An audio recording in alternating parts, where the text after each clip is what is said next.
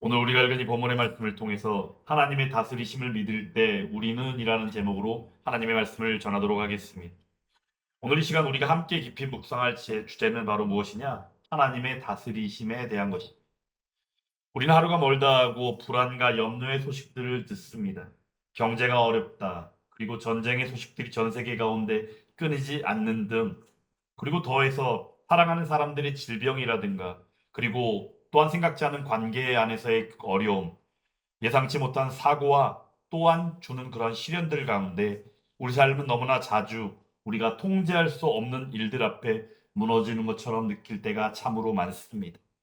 그럴 때면 우리는 스스로 묻습니다. 하나님, 정말 이 모든 순간에도 주님께서 다스리고 계시는 겁니까? 내 삶의 이 혼란스러운 이 조각들조차도 결국은 다 주님의 계획 안에 있는 것이 맞습니까? 라고 말입니다.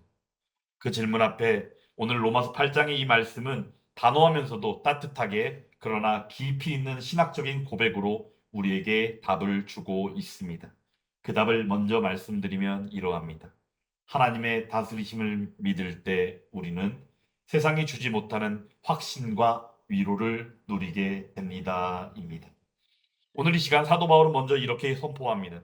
우리가 알거니와 하나님을 사랑하는 자, 곧 그 뜻대로 부르심을 입은 자들에게 모든 것이 합력하여 선을 이루느니라 라고 말씀하고 있습니다.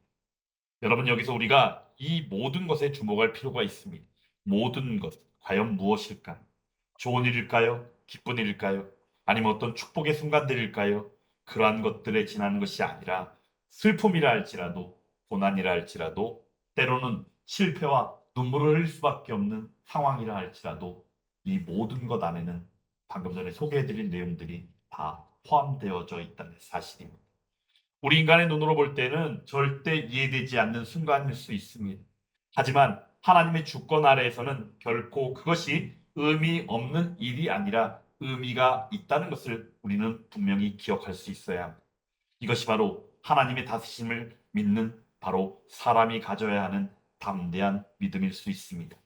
하나님 중심 신학이라고 얘기하는 개혁주의 신학에서는 바로 우연을 인정하지 않습니다.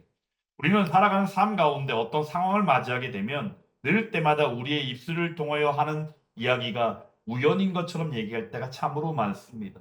아이고, 어떻게 이런 우연이 있을까? 뭐 이런 표현을 아마도 수없이 많이 우리가 이야기해 본 적도 있고 들어본 적도 있을 것입니다.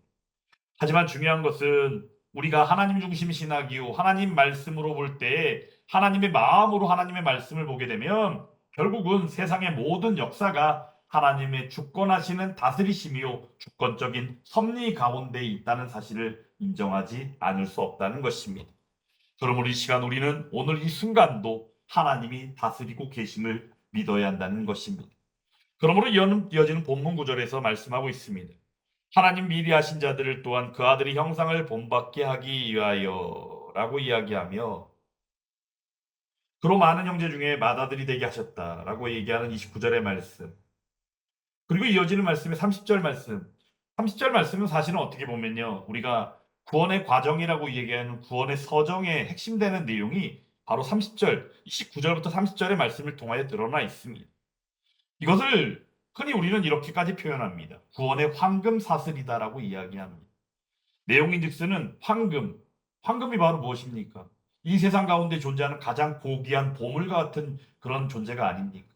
황금, 사슬이라는 거예요. 사슬은 사슬인데 어떤 사슬? 절대로 끊어지지 않는 것을 얘기하는 것입니다.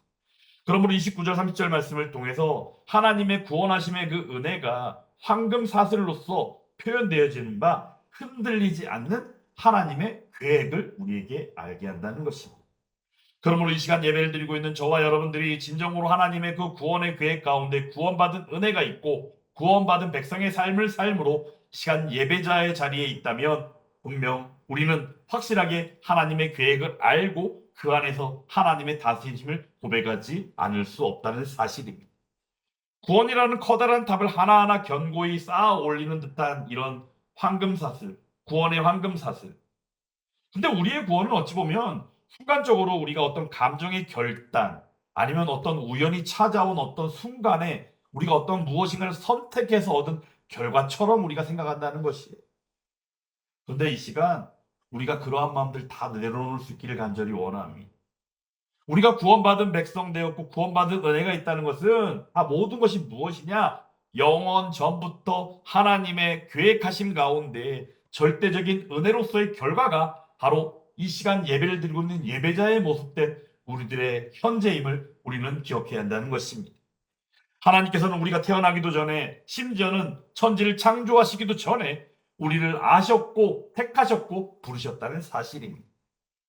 흔히 우리를 아신 하나님 얘기할 때 이 아셨다라는 표현을 어떤 이들은 흔히 믿을 만한 그 상태를 아심으로라고 이해하며 구원론적인 접근을 이야기하는 이들도 있습니다.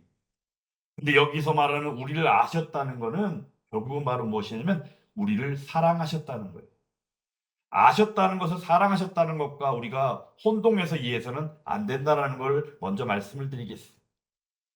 어찌되었건 하나님께서는 천지를 창조하시기도 전에 우리를 아셨고 우리를 사랑하셨고 선택하셨고 불러주신 줄 믿습니다. 이 얼마나 놀랍고 확실한 하나님의 다스리심입니까?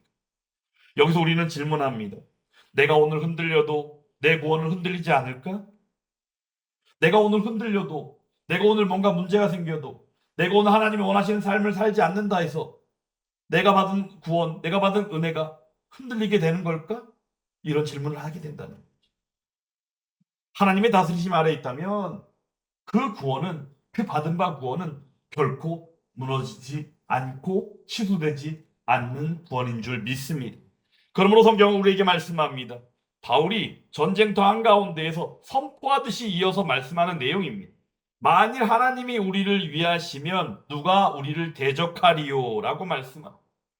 만일 하나님이 우리를 위하시면, 만일 하나님이 우리를 다스리시면, 만일 하나님이 우리를 아시고 택하시고 부르셔서 구원하셨다면 누가 우리의 구원을 흔드는 대적이 있다 할지라도 그것을 무너뜨릴 수 있겠는가라고 우리는 반문할 수 있다는 사실입니다. 우리의 삶 가운데는 진정으로 대적이 참으로 많습니다.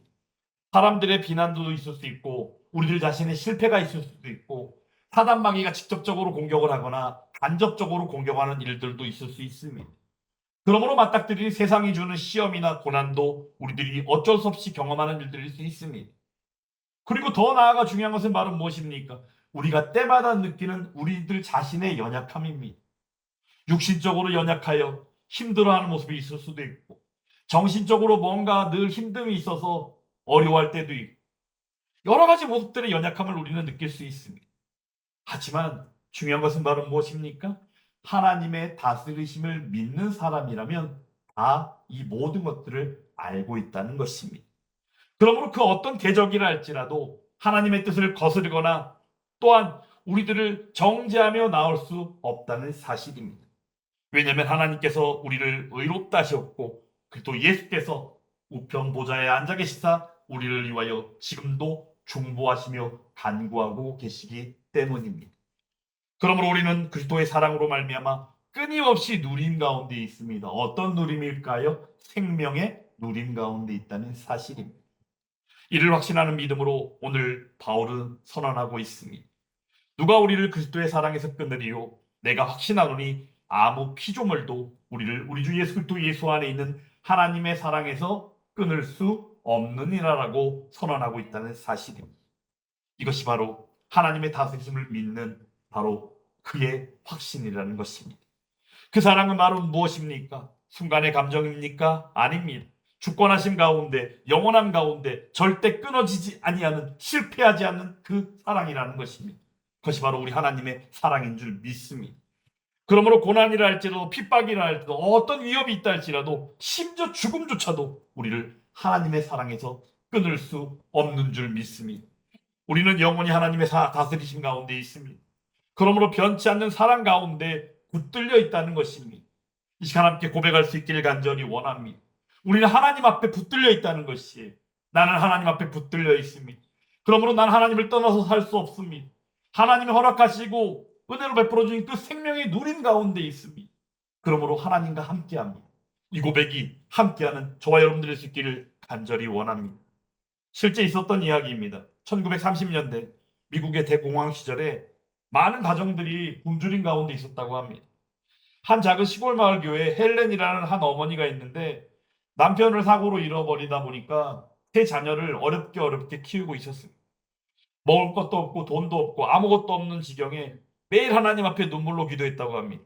하나님, 정말 주님이 이 모든 상황을 다스리고 계신다면 제 아이들만이라도 굶기지 말아 주세요. 이렇게 기도했다는 거예요. 대충 이야기만 들어도 상황이 어느 정도인지 이해 가실 것 같죠? 요즘 우리가 얘기하면 굶주린다 하면은 전혀 우리랑은 상관없는 얘기가 돼 버렸죠. 요즘에 솔직히 고기 사준다고 그래도 옛날에는 고기 사준다고 그러면 고기 평상시에 먹어보지도 못하는 고기 사준다고 그러면 옛날에는 어땠어요? 예? 이거만큼 정말 듣기 좋은 소식이 어디 있겠어요? 고기 사준다? 예. 그러면 어떠한 사정이 있고 어떤 일이 있어도 그 자리에 빠져서는 안 되겠죠. 근데 요즘 시대는 어때요? 어떤 일이 있어 하고 친구를 만나려고 뭐 여러 가지 있어 하고 고기 사준다고 제 아무리 꼬드겨도 안 통하는 게 바로 요즘 시대가 되어버렸어요. 이유가 바로 뭘까요? 너무 흔하니까. 그죠? 참 요즘 시대가 그런 것 같습니다. 어찌되었건 이렇게 기도하였던 그 어머니의 기도를 하나님께서 들으신 것일까요? 어느 날 아이들이 배가 고파서 울고 있을 때 집 문 앞에 누군가가 빵과 우유를 놔두고 갔다고 합니다. 처음에 누가 놔두고 간지 몰랐대요. 근데 알고 봤더니 교회 교인 중에 한 분이 그 가정의 소식을 알고 그렇게 빵과 우유를 놔두고 갔다는 사실을 알게 됐습니다. 헬렌이 그 어머니가 하나님 앞에 고백했습니다. 나는 이해할 수 없지만 하나님께서는 여전히 내 삶을 다스리고 계십니다. 때로는 사람을 통해서, 때로는 기적을 통해서, 결국에는 모든 것을 다 하나님의 뜻대로 이루어가고 계시는군요. 라고 하나님 앞에 고백했다고 합니다. 이 어머니는 평생 그 믿음을 지켰고, 아이들도 또한 그 어머니 믿음을 따라서 모두 하나님의 일꾼으로 자라게 되었다고 합니다. 사랑하는 여러분, 이와 같이 믿음의 길을 담대하게 걸어갈 수 있기를 간절히 원합니다. 근데 그 가운데 먼저 시작은 바로 무엇입니까? 하나님의 다스리심을 믿는 거예요. 하나님의 다스림을 믿었을 때, 하나님의 다스리심을 믿게 되었을 때, 그 가운데 우리는 발견하게 됩니다. 모든 상황과 모든 과정 가운데 하나님의 뜻대로 이루어 가시는 것을 말입니다. 그렇게 된다면 우리는 그 안에서 힘들고 어렵다 하여 여러 가지 상황들과 생각들이 있을 수 있겠지만, 하지만 그러한 것을 인정하고 믿음으로 고백한다면 우리는 절대 흔들리지 않게 될 줄 믿습니다. 어떻게 해요? 오늘 바울의 고백처럼 말입니다. 그리스도 예수 안에 있는 하나님의 사랑을 누가 끊겠는가? 어떤 대적이 그리스도의 사랑에서 끊어낼 수 있겠는가? 어느 누구도 하나님의 사랑을 끊을 수 없다라는 고백. 이 고백이 믿음으로, 삶으로 함께 되어질 수 있기를 간절히 원합니다. 오늘 우리는 분명히 들었습니다. 하나님의 다스리심은 뭐예요? 이론입니까? 어떤 한 가지 사실입니까? 아닙니다. 아니면 추상적인 어떤 한순간의 위로입니까? 그것도 아닙니다. 바로 무엇이에요?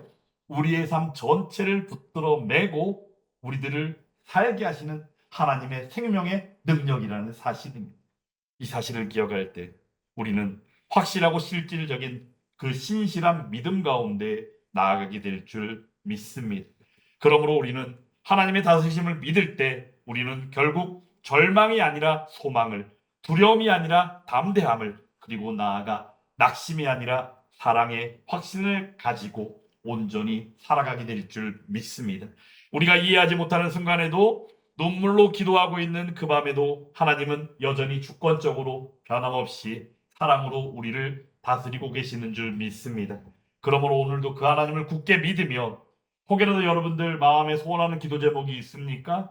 소원하는 마음에 무엇인가가 있습니까? 하나님 앞에 아뢰 때 하나님께서는 반드시 여전히 다스리시는 다스리심 가운데에서 하나님의 뜻으로 온전히 이루어가고 계시는 줄 믿습니다. 그 안에서 하나님께서 기도에 응답하여 주시고 그 기도의 응답이 어떻게 나타난다? 얼마 전 수요 예배 때 말씀을 전한 것처럼 늘 승리가 있게 하실 줄 믿습니다. 그것이 바로 하나님의 일들을 이루시는 하나님의 방법이기 때문입니다. 그런 가운데 오늘도 그 하나님을 믿으며 담대히 믿음의 길을 걸어가는 저와 여러분들이 다 될 수 있기를 간절히 원합니다. 우리의 고백은 어떠해야 합니까? 하나님의 다스림을 믿음으로 나아가며 우리는 결코 절대로 언제든지 어디서든 흔들리지 아니합니다라는 든든한 고백이 바로 믿음으로 삶으로 함께하는 저와 여러분들이 다 될 수 있기를 주님의 이름으로 축원합니다.